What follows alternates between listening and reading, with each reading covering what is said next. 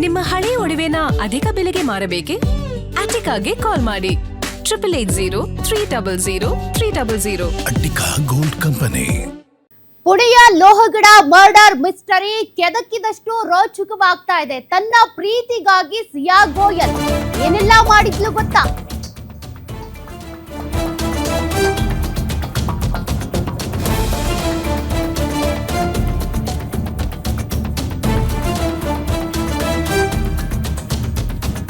ಭಾವಿ ಪತಿ ಕೊಟ್ಟ ಕೋಟಿ ದುಡ್ಡಲ್ಲೇ ಹತ್ಯೆಗೆ ಮುಹೂರ್ತ ಇಟ್ಲ. ಸಿಯಾಳ ಕೇತನ್ ಕಿಲ್ಲಿಂಗ್ ಆಪರೇಷನ್ ಹೇಗಿತ್ತು ಗೊತ್ತಾ?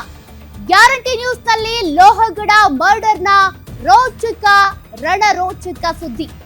ಹಾಗಾದ್ರೆ ಈಕೆ ಆ ಭಾವಿ ಪತಿ ಕೇತನ್ ಕೊಟ್ಟಿದ್ದಂತ ದುಡ್ಡಲ್ಲೇ ಆತನ ಹತ್ಯೆಗೆ ಸ್ಕೆಚ್ ಹಾಕಿದ್ಲ. ಪುಣೆಯ ಲೋಹಗಡ ಕೊಲೆ ಕೇಸ್ನ ಮತ್ತಷ್ಟು ಮಾಹಿತಿ ಬಹಿರಂಗ ಆಗಿದೆ. ಕೇತನ್ ಕೊಟ್ಟ ಹಣದಲ್ಲೇ ಆತನ ಹತ್ಯೆಗೆ ಅಂತ ಸಿಯಾ ಗೋಯಲ್ ಸಂಚು ರೂಪಿಸಿದ್ಲ. ಪ್ರಿಯಕರ ಚೇತನ್ ಜೊತೆ ಸೇರ್ಕೊಂಡು ಸಿಯಾ ಗೋಯಲ್ ಮಾಸ್ಟರ್ ಪ್ಲಾನ್ ಮಾಡಿದ್ಲು.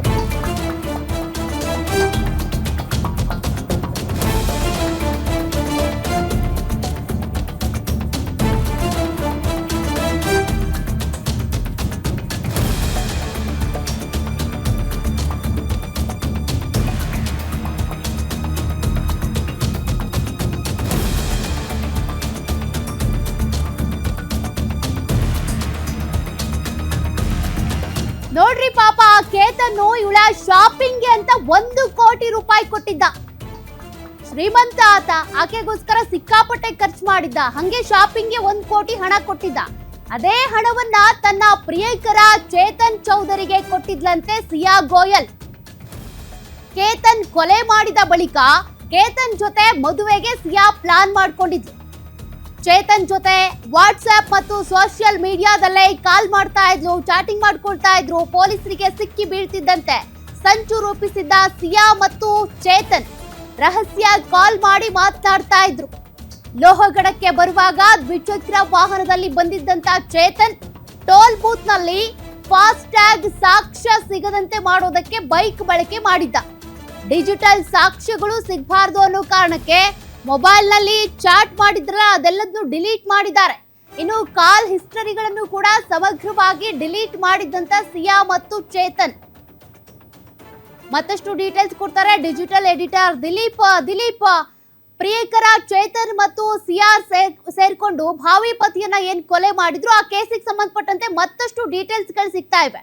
ಇದ್ರ ಬಗ್ಗೆ ಮತ್ತಷ್ಟು ಮಾಹಿತಿ ಕೊಡೋದಾದ್ರೆ ಪುಣೆಯ ಲೋಹಗಡದಲ್ಲಿ ಏನು ನಡೀತು ಕೊಲೆ ಪ್ರಕರಣ. ಈ ಪ್ರಕರಣ ಸಂಬಂಧಪಟ್ಟಂಗೆ ಇದನ್ನ ಕೊಲೆ ಪ್ರಕರಣ ಅಲ್ಲ, ಇದು ಕೇವಲ ಕೇತನ್ ಕಾಲು ಜಾರಿ ಬಿದ್ದು ಕೋಟೆ ಮೇಲಿಂದ ಆತ್ಮಹತ್ಯೆ ಮಾಡ್ಕೊಂಡ ಅಂತ ಬಿಂಬಿಸೋದಕ್ಕೆ ಸಾಕಷ್ಟು ಪ್ರಯತ್ನವನ್ನ ಸಿಯಾ ಮತ್ತೆ ಚೇತನ್ ಮಾಡಿದ್ರು. ಇದಕ್ಕೋಸ್ಕರ ಏನು ಕೇತನ್ ಶಾಪಿಂಗ್ ಮಾಡಿ ಮದುವೆಗೆ ಅಂತ ಹೇಳ್ಬಿಟ್ಟು ಸಿಯಾಗೆ 1 ಕೋಟಿ ರೂಪಾಯಿ ಹಣವನ್ನ ಕೊಟ್ಟಿದ್ದ. ಅಷ್ಟು ಹಣವನ್ನ ತಮ್ಮ ಪ್ರಿಯಕರ ಚೇತನ್ ಚೌಧರಿಗೆ ಸಿಯಾ ಕೊಟ್ಟಿದ್ಲು.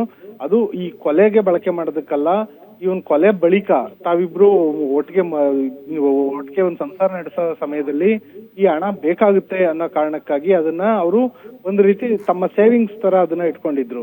ಇನ್ನು ಈ ಕೊಲೆಗೆ ಸಂಚು ರೂಪಿಸೋದಕ್ಕೆ ಅವರು ನಾರ್ಮಲ್ ಫೋನ್ ಕಾಲ್ ನ ಮಾಡ್ದಲೆ ವಾಟ್ಸಪ್ ಕಾಲ್ಗಳು ಮತ್ತೆ ಸೋಷಿಯಲ್ ಮೀಡಿಯಾ ಕಾಲ್ಗಳಂದ್ರೆ ಅದು ಫೇಸ್ಬುಕ್ ಮೆಸೆಂಜರ್ ಆಗಿರ್ಬೋದು, ಇನ್ನು ಮುಂತಾದ ಮಾಧ್ಯಮಗಳ ಮೂಲಕನೇ ಅವರು ಹೆಚ್ಚಾಗಿ ಮಾತಾಡ್ತಿದ್ರು. ಜೊತೆಗೆ ವಿಡಿಯೋ ಕಾಲ್ಗಳನ್ನ ಮಾಡ್ತಿದ್ರು, ಜೊತೆಗೆ ಚಾಟ್ಗಳನ್ನ ಕೂಡ ಮಾಡ್ತಿದ್ರು. ಆ ನಂತರ ತಾವೇನ್ ಚಾಟ್ ಮಾಡ್ತಿದ್ರು ಅದನ್ನೆಲ್ಲ ಅವರು ಡಿಲೀಟ್ ಕೂಡ ಮಾಡಿರ್ತಿದ್ರು, ಯಾವುದೇ ಸಾಕ್ಷ್ಯ ಸಿಗಬಾರ್ದು ಅಂತ. ಇನ್ನ ಏನೊಂದು ಲೋಹಗಡಕ್ಕೆ ಸಿಯಾ ಮತ್ತೆ ಚೇತನ್ ಇಬ್ರು ಬಂದಿದ್ರು. ಆಗ ಅವ್ರನ್ನ ಹಿಂಬಾಲಿಸ್ಕೊಂಡ್ ಬಂದ ಚೇತನ್ ಆತ ಯಾವುದೇ ಕಾರಲ್ಲಿ ಅಥವಾ ಯಾವುದೇ ಸಾರ್ವಜನಿಕ ಸಾರಿಗೆ ವಾಹನದಲ್ಲಿ ಬಂದಿರ್ಲಿಲ್ಲ, ಆತ 2 ವೀಲರ್ ನಲ್ಲಿ ಬಂದಿದ್ದ. ಯಾಕೆಂದ್ರೆ 2 ವೀಲರ್ ನಲ್ಲಿ ಬಂದ್ರೆ ಫಾಸ್ಟ್ ಟ್ಯಾಗ್ ಅಲ್ಲಿ ದಾಖಲೆ ಗೊತ್ತಾಗೋದಿಲ್ಲ, ಜೊತೆಗೆ ತಾನೊಂದು ಹೆಲ್ಮೆಟ್ ಹಾಕೊಂಡಿರ್ತೀನಿ, ಜೊತೆಗೆ ಮಾಸ್ಕ್ ಹಾಕೊಂಡಿರ್ತೀನಿ, ಹಂಗಾಗಿ ತನ್ನನ್ನು ಕಂಡಿಡಿಯಕ್ ಆಗೋದಿಲ್ಲ ಅಂತ ಹೇಳ್ಬಿಟ್ಟು ಚೇತನ್ ಭಾವಿಸಿದ್ದ. ಹೀಗಾಗಿ ಫಾಸ್ಟ್ ಟ್ಯಾಗ್ ಅಲ್ಲಿ ಸಾಕ್ಷ್ಯ ಸಿಗಬಾರದು, ಕಾರಲ್ಲಿ ಬಂದ್ರೆ ಫಾಸ್ಟ್ ಟ್ಯಾಗ್ ಅಲ್ಲಿ ಸಾಕ್ಷ್ಯ ಸಿಗುತ್ತೆ ಅನ್ನೋ ಕಾರಣದಿಂದಾಗಿ ಆ ಕೆಲಸ ಮಾಡಿದ್ರು. ಒಟ್ಟಿನಲ್ಲಿ ಡಿಜಿಟಲ್ ಸಾಕ್ಷ್ಯ ಸೇರಿದಂತೆ ಎಲ್ಲ ರೀತಿಯ ದಾಖಲೆಗಳನ್ನ ಏನೇನ್ ಸಾಕ್ಷ್ಯಗಳು ಸಿಗುತ್ತೆ ಅವನ್ನೆಲ್ಲ ಡಿಲೀಟ್ ಮಾಡೋದಕ್ಕೆ ಅವರು ಸಾಕಷ್ಟು ಪ್ರಯತ್ನ ಪಟ್ಟಿದ್ರು. ಆದ್ರೆ ಆತ ಧರಿಸಿದ ಒಂದು ಉಡಿ ಕಾರಣದಿಂದಾಗೇನೆ ಆತ ಸಿಕ್ಬಿದ್ದಿದ್ದಾನೆ ಅಂತ ಹೇಳ್ಬೋದು. ಸೌಖ್ಯ. Okay, thank you Dileep ಡೀಟೇಲ್ಸ್ಗೆ.